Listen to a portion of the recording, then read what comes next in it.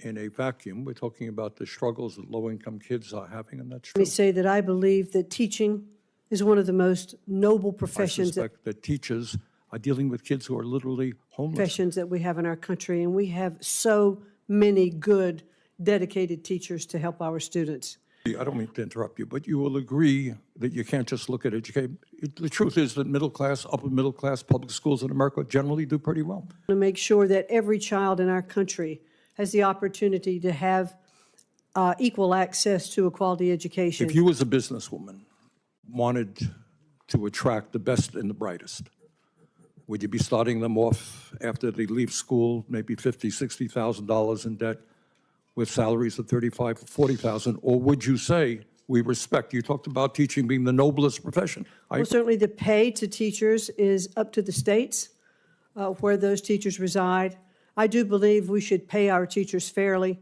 They spend so much time with our students. If teaching is a noble profession, if teaching is an important profession, you know, should we be paying them salaries commensurate with the value that of the work that they are doing? So I'm asking. Hey folks, welcome back to the channel. Freedom Forge here, standing up for the principles that made America great. If you love liberty, personal responsibility, and the Constitution, then you're in the right place. Don't forget to smash that like button, subscribe, and ring the bell for more truth you won't hear from the mainstream media. Today, we're diving into a Senate Education Committee hearing where Senator Bernie Sanders, Mr. Democratic Socialist himself, grills Mrs. McMahon, who's been nominated for a top education post. Now, folks, this is a prime example of the left's obsession with centralizing everything, blaming America first, and pushing big government as the only solution. Let's break down what happened, and I'll give you my take as a proud American who believes in freedom, federalism, and the real solution to our education crisis. Thank you, Mr. Chairman. When we talk about education, we're looking at it in a vacuum. We're talking about the struggles that low-income kids are having, and that's true. But Mrs. McMahon, you are also aware that in America we have more income and wealth inequality than we've ever had before. You are aware that we have the highest rate of childhood poverty of almost any major country on earth. You are aware, I suspect, that teachers are dealing with kids who are literally homeless, kids who come from dysfunctional families where there is violence. Does it concern you in America that we are living in a society where the people on top are doing phenomenally well, while 60% of Americans are living paycheck to paycheck? And how do you think that impacts our educational system? Thank you very much, Senator, for that question.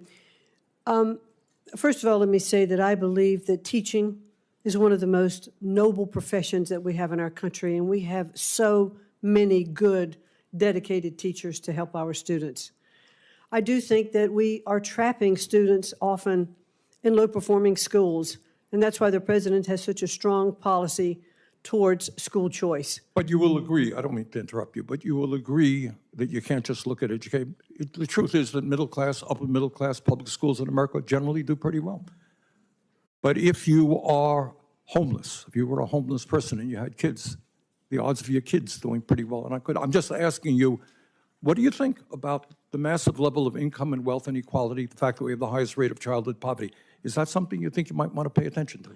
Well, certainly, Senator, I do believe that we want to make sure that every child in our country has the opportunity to have equal access to a quality education.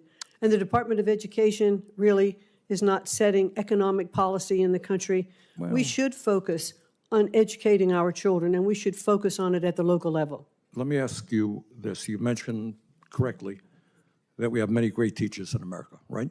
Yes. If you as a businesswoman wanted to attract the best and the brightest, would you be starting them off after they leave school, maybe $50,000, $60,000 in debt with salaries of $35,000 or $40,000? Or would you say, we respect, you talked about teaching being the noblest profession. I agree with you. Would you agree with me, support my legislation that says no teacher in America should earn at least $60,000 a year? Well, certainly the pay to teachers is up to the states where those teachers reside. I do believe we should pay our teachers fairly. They spend so much time with our students, and they should be well compensated for their Paying them job. fairly, nobody in the world will disagree with you. I mean, the question is, if teaching is a noble profession, if teaching is an important profession, you know, should we be paying them salaries commensurate with the value of the work that they are doing? So I'm asking you a simple question. Would you recommend to states, as the leader of education in America, that teachers at least make $60,000 a year? I would certainly recommend to states that teachers be paid what is commensurate with the kinds of jobs that are part of their states. Not all states have the same living costs. Not all states have the same ability to pay teachers. But to attract really good teachers and to keep them, we should definitely pay them commensurate with the job performance that they are undertaking. Millions of young people, low-income people, are finding it very difficult to afford to go to college, and they're leaving school $50,000, $100,000, $200,000 in debt. Pell Grant program provides assistance to over 7 million low-income young people in this country. Can you guarantee to us, if you are made a Secretary of Education, that no student in America will lose their Pell Grant as the department is dismantled? Certainly, the defunding is not the goal here. The continuation of Pell Grants, I'd actually even like to see an expansion of Pell Grants. I'd like to see short-term certificates for Pell Grants for students who aren't going on to four-year universities, who could have the opportunity to use Pell Grants for skill-based learning. All right, so what I'm hearing you say is Pell Grant program will continue under your administration. Yes. Okay.